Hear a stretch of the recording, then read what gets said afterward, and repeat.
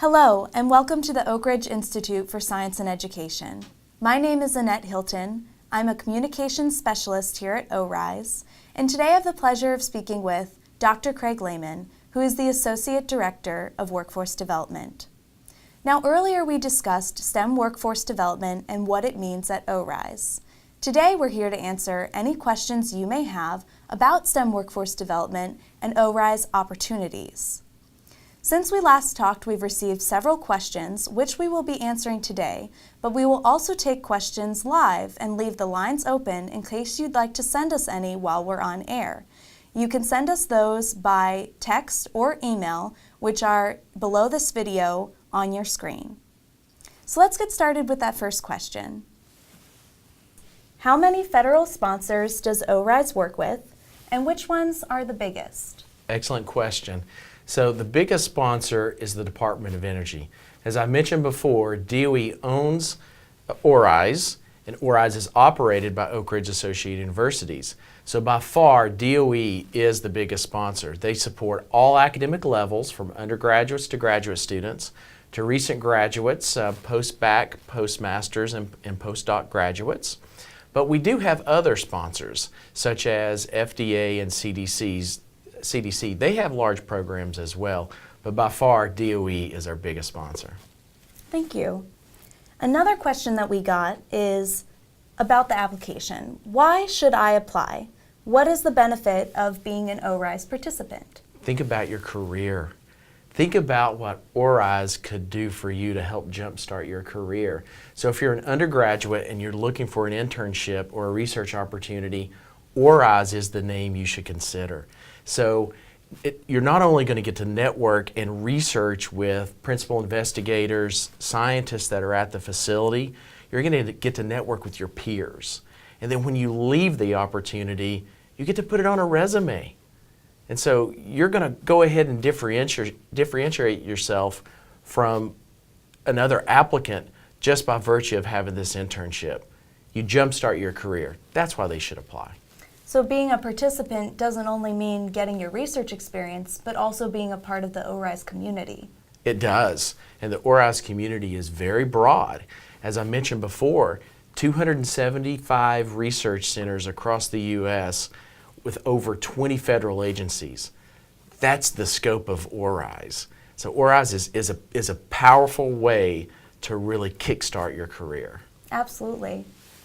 Another question that we received is, what do participants do after their ORISE experience? Do you have any examples of past successful participants? Did I mention 70,000 alumni from ORISE? 70,000 alumni. Here's what they do. They generally get jobs in their field.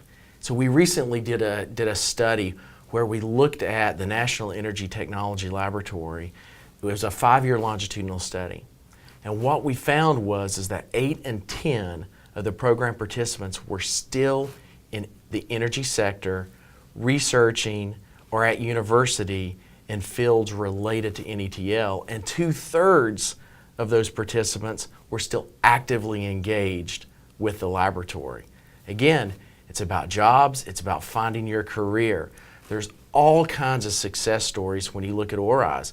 Go to our website. You can see some of the Where Are They Now profiles that outline some of the best successes from DOE and DOE strategic partners. Excellent. Let's see. Another question that we received is, are opportunities available all year round, or can I only apply at specific times? Another excellent question. I mentioned earlier about Zenelect. That's Zintellect. Zenelect is our application system. That's the starting point. So right now we have over 600 open opportunities. 600, and we're approaching summer. So there are times that we have over 1,000 open opportunities. The best place to start is with Zenelect. On Zenelect, you can find the deadline dates, and that will be able to guide you as to when you should apply and when you should not apply. We have another question here about compensation for the experience. Is the experience paid or unpaid? These are paid experiences. That's the beauty of it. So you take what you've learned at university, You get to practically apply it under the direction of a principal investigator who becomes your mentor. I mentioned that earlier. And you get paid to do it. Now, it's not a salary. You get paid a stipend. And that stipend helps defray the cost of living. There are other provisions that you may be awarded as well, such as a housing allowance and travel to and from the facility. And some participants will receive travel to attend conferences as well. So you get paid to research things that you've learned at university. It's a win-win. Yeah, absolutely. Another question that we've got, let's see here. It says, what do the mentors get out of having research participants, and how do the mentors benefit? So our mentors know and understand that the way to create the next generation of scientists and engineers is to give back to today's generation. So the first thing they're going to do is sacrifice a lot of time and effort in order to train you in your experience. So the mentors want to do this. That's the beauty of the way that these programs are set up. So they get to work with you, to establish relationships with you, and sometimes your faculty members at university, and they get to advance their research projects. Again, win-win. Another question we have is, do I become an employee of the sponsor at the research participation? Oh, that's a great question. That's a unique question. I can give you a short answer on that question. It's no. You don't become an employee. Consider this an extension of university, okay?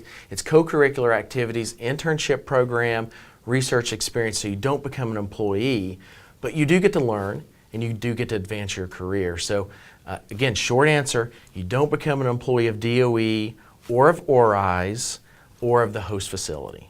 But you are still connected to the ORISE community, as we discussed before. Absolutely. Another short answer is yes. Oh, and this one's just in. So someone wants to know what the application process is like. The application process is easy. Go to Zenelec.com. There you'll find the application system. You can search for opportunities that best fit your qualifications and your research interest. So, for example, if you're an undergraduate student, well, one of your qualifications is the fact that you're an undergraduate student. So you can narrow your search by searching for undergraduate-only opportunities in a discipline or area related to you. You can keyword search on specific research topics. You can narrow your search by location across the U.S.